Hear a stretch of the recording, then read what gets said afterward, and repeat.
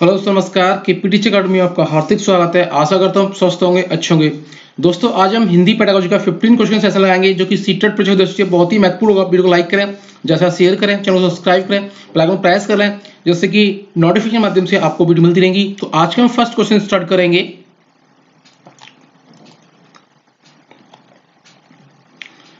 हिंदी भाषा शिक्षक के रूप में आप किसे सबसे अधिक महत्वपूर्ण मानते हैं? ए है बच्चों की लेखन क्षमता का विकास करना, बी है बच्चों को विभिन्न संदर्भों में भाषा प्रयोग सिखाना, सी है बच्चों की मौखिक अभिव्यक्ति की क्षमता का विकास करना, डी है बच्चों को व्याकरण के नियम सिखाना। तो क्वेश्चन में पूछा जा रहा है कि हिंदी भाषा की शिक्षक के रूप में आप सबसे ज्यादा महत्वपूर्ण किसे मानते हैं? ये क्वेश्चन पूछा जा रहा है। जैसे बात करते हैं कि बच्चों को विभिन्न संदर्भों में भाषा प्रयोग सिखाना, उसकी कुशलता के प्रयोग सिखाना, तो ये सबसे ज्यादा बेटर होता है। तो हमारा आंसर सीधा करेक्ट हो जाएगा यहाँ पे हमारा बी। अगला क्वेश्चन देखेंगे। भाषा की पाठ्य पुस्तक में हिंदीतर भाषाओं को भी जगह मिलनी चाहिए, इस कथन के समर्थन में कौन सा सार्थक काम करेगा?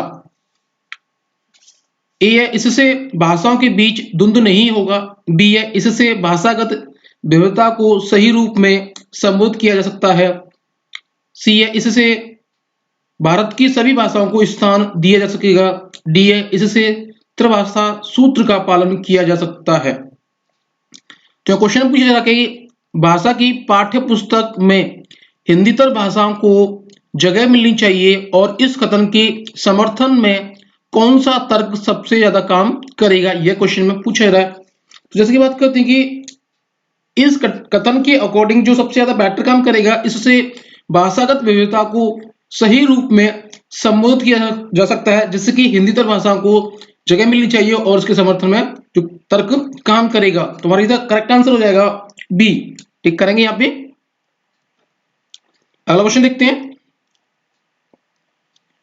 मातृभाषा की आवश्यकता क्यों है? ए है शारीरिक भाषा के लिए, बी है मानसिक विकास के लिए, सी है सामाजिक विकास के लिए, डी है उपयुक्त सभी के लिए। तो क्वेश्चन पूछा जा रहा कि मातृभाषा की आवश्यकता क्यों है? ये क्वेश्चन पूछा जा रहा है। तो बात करते हैं कि मातृभाषा की जो आवश्यकता होती है वो शारीरिक विकास के लिए होती है और मानसिक विकास के लिए भी होती है, सामाजिक विकास के लिए भी होती है। और यहाँ पे हमारा आंसर सीधा करेक्ट हो जाएगा उपयुक्त सभी, डी आंसर। अगला क्वेश्चन देखेंगे।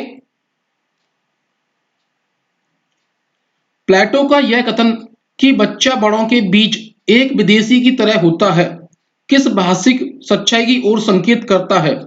ए बच्चे अपनी भाषा में बोलते हैं जिसे बड़े सही सही नहीं समझ पाते, बी है बच्चा बड़ों से उम्र में छोटा होने के कारण अजनबी बना रहता है, सी है बच्चों की भाषा अपरिपक्व होती है, डी है बच्चों की भाषा के प्रति बड़ों का दृष्टिकोण संकीर्णता से परिपूर्ण होता है। तो यहाँ पे क्वेश्चन पूछा रहा कि प्लेटो जी ने कथन दिया है कि जो बच्चा होता है बड़ों के बीच में वो एक विदेशी की तरह होता है और किस तरह से भाषिक सच्चाई की ओर संकेत करता है यह कथन, यह क्वेश्चन में पूछा जा रहा है। तो जैसे बात करते हैं कि यह कथन जो सच्चाई की ओर करता है कि बच्चे जो कि अपनी भाषा में बोलते हैं और बड़े सही सही नहीं समझ पाते हैं, ये क्वेश्चन इधर बेस्ट होगा और आंसर इधर करेक्ट हो जाएगा हमारा ए। टिक करेंगे यहाँ पे। अगला क्वेश्चन देखेंगे। वीडियो को लाइक करते हैं, साथ ही साथ में शेयर करें दोस्तों के साथ में। क्वेश्चन देखेंगे। मैंने चाट खाई और फिर मैंने हंसी शर्मिला का यह भाषा प्रयोग मुख्यतः किस ओर संकेत करता है? ए है व्याकरण नियमों की जानकारी न होना, बी है नियमों का अति सामान्यीकरण, सी है भाषा प्रयोग में असावधानी, डी है भाषा की समझ न होना। तो क्वेश्चन पूछ रहा कि मैंने चाट खाई और फिर मैंने हंसी, तो शर्मिला एक छात्रा है, वो यह भाषा प्रयोग कर रही है, तो मुख्य तरह से किस प्रकार की ओर संकेत कर रही है, यह क्वेश्चन में पूछा जा रहा है। थोड़ी सी टेक्निकल प्रॉब्लम आ गई थी। क्वेश्चन आगे देखेंगे। तो जैसे क्वेश्चन में क्वेश्चन पूछा रहा है कि ये जो भाषा प्रयोग है किसकी ओर संकेत करता है, ये क्वेश्चन में पूछा जा रहा है। जैसे बात करते हैं कि ये जो भाषा प्रयोग है संकेत करता है कि व्याकरण नियमों की जानकारी न होना, तो हमारा आंसर इधर करेक्ट हो जाएगा ए। टिक करेंगे यहाँ पे। अगला क्वेश्चन देखते हैं। उच्च प्राथमिक स्तर पर हिंदी भाषा शिक्षण में सर्वोपरि महत्वपूर्ण सामग्री है, ए है अभ्यास पत्रक, बी है पाठ्य पुस्तक, सी है अभ्यास पुस्तिका, डी है बाल साहित्य। तो क्वेश्चन पूछा जा रहा है कि उच्च प्राथमिक स्तर पर हिंदी भाषा शिक्षण में सबसे ज्यादा महत्वपूर्ण सामग्री क्या है, यह क्वेश्चन पूछा जा रहा है। तो बात करते हैं उच्च प्राथमिक स्तर में जो सबसे ज्यादा शैक्षिक भाषा शिक्षण में सहायक सामग्री है या सर्वोपरि महत्वपूर्ण सामग्री है वो है या कि बाल साहित्य। बच्चे अच्छी तरह से समझ सकते हैं और समझ पाते हैं। हमारा आंसर करेक्ट हो जाएगा डी। अगला क्वेश्चन देखेंगे। क्वेश्चन देखते हैं पहले, व्याकरण शिक्षण के संदर्भ में कौन सा कथन सही है। ए है व्याकरण शिक्षण के लिए समय सारणी में अलग से वाक्यांशों की व्यवस्था होनी चाहिए। अगला देखेंगे, बी है भाषा प्रयोग की अपेक्षा भाषा नियमों को ही महत्व देना चाहिए। सी है बच्चे परिवेश में उपलब्ध भाषिक प्रयोगों के आधार पर स्वयं भाषा के नियम बनाने की क्षमता रखते हैं। डी है व्याकरण शिक्षण अत्यंत आवश्यक है। तो क्वेश्चन पूछा जा रहा है कि व्याकरण शिक्षण के संदर्भ में कौन सा कथन सही है। व्याकरण शिक्षण के संदर्भ में कथन पूछा जा रहा है वो कौन सा कथन सही है, ये क्वेश्चन पूछा जा रहा है। तो जैसे बात करते हैं कि व्याकरण शिक्षण के अकॉर्डिंग हमारा जो आंसर हो जाना चाहिए बेस्टर, जो कि बच्चे भाषा परिवेश में उपलब्धिक जो भाषा होती है उसके अकॉर्डिंग और व्याकरण शिक्षण में जो अत्यंत महत्वपूर्ण होता है वो सबसे ज्यादा बेस्ट होता है कि व्याकरण शिक्षण अत्यंत ही आवश्यक हो, तभी भाषा को एक क्रमबद्ध तरीके से और एक अच्छे तरीके से बोला जा सकता है और लिखा जा सकता है। तो हमारा आंसर करेक्ट हो जाएगा डी। टिक करेंगे यहाँ पे। अगला क्वेश्चन देखेंगे यहाँ पे,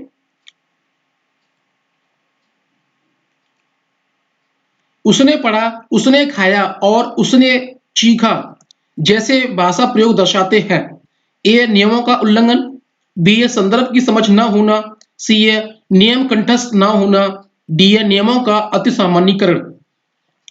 जैसे क्वेश्चन पूछा था कि उसने पढ़ा, टिक करते आएंगे साथ साथ में यहाँ पे, उसने पढ़ा, उसने खाया और उसने चीखा।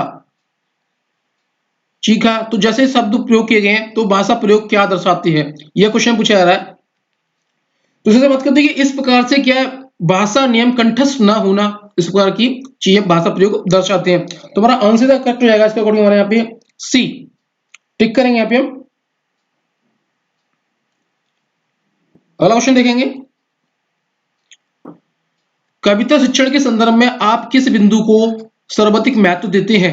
ए है कविता का एक निश्चित अर्थ होता है, बी है कविता के एक से अधिक अर्थ हो सकते हैं, सी है कविता में सामाजिक परिस्थितियों की झलक नहीं होती है, डी है कविता में राजनीतिक परिस्थितियों की झलक नहीं होती है। तो क्वेश्चन पूछा जा रहा है कि कविता शिक्षण के संदर्भ में आप किस बिंदु को सबसे ज्यादा महत्व देते हैं, यह क्वेश्चन पूछा जा रहा है। जैसे कि बात करते हैं कविता के लिए एक सबसे अधिक अर्थ होते हैं, तो ये सबसे ज्यादा महत्वपूर्ण बिंदु होगा। हमारा आंसर करेक्ट हो जाएगा यहाँ पे हमारा बी आंसर होगा। तो टिक करेंगे यहाँ पे, कविता के एक से अधिक अर्थ हो सकते हैं, ये हमारा आंसर करेक्ट हो जाएगा। अगला क्वेश्चन देखेंगे, वीडियो को लाइक करें, जैसे शेयर करें दोस्तों के साथ में, चैनल को सब्सक्राइब करें, प्रेस कर लें जिससे कि नोटिफिकेशन माध्यम से आपको वीडियो मिलती रहेंगी। क्वेश्चन देखेंगे, नीलम पढ़ाते समय कभी कभी वाक्यों शब्दों की पुनरावृत्ति करती है, इसका यह भाषाई व्यवहार दर्शाता है कि ए वह समझ के साथ पढ़ने की कोशिश कर रही है, बी है वह अटक अटक कर ही पढ़ सकती है, सी है उसे पढ़ना बिल्कुल नहीं आता है, डी है वह पढ़ने में ज्यादा समय लेती है। क्वेश्चन देखेंगे एक बार और। जैसे क्वेश्चन बोला कि नीलम है जो पढ़ते समय वाक्यों को क्या करती है, उनकी पुनरावृत्ति करती है और यह भाषा जो व्यवहार है किस प्रकार से दर्शाता है, यह क्वेश्चन पूछा जा रहा है।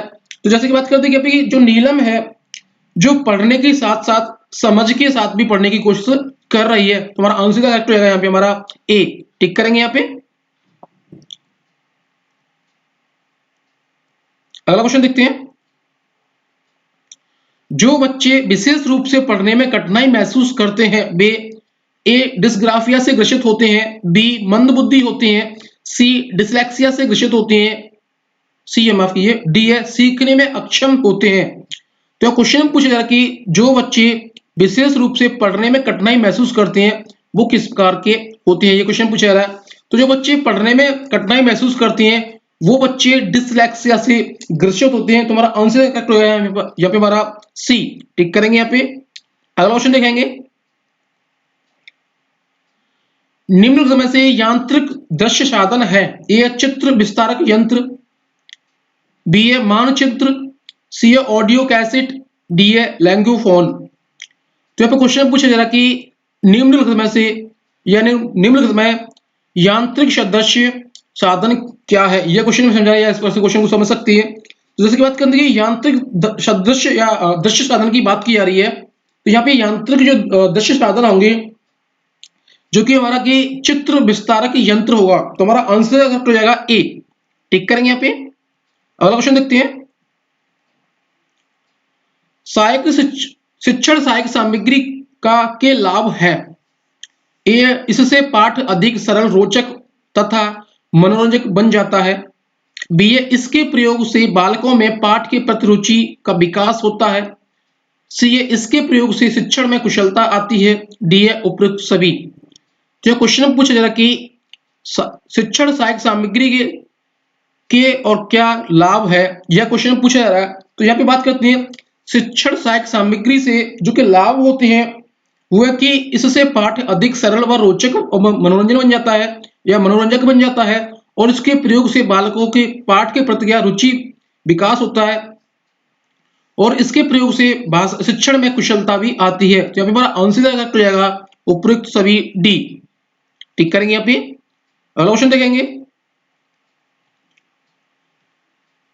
गद्य शिक्षण करते समय छात्रों के शब्द भंडार में वृद्धि पाठ योजना के किस सोपान के अंतर्गत की जाती है? ए उत्प्रेरणात्मक उपक्रम, बी आदर्श वाचन, सी विचार विश्लेषण, डी आत्मीकरण।